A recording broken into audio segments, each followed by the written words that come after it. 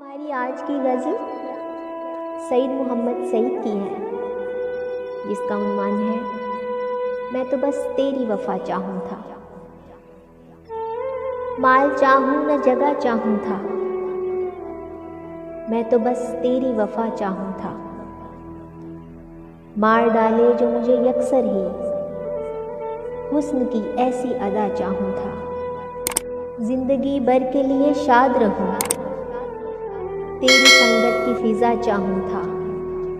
रख दिया चीर के दिल कदमों में, प्यार दुनिया से सिवा चाहूँ था।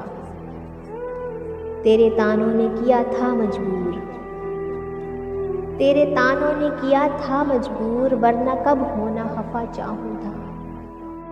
तेरे दीदार से पाऊँ जो सकूँ, उम्र भर वो बाहुदा चाहूँ था। काश होता कभी किस्मत में सईद, उसकी बाहों में फना।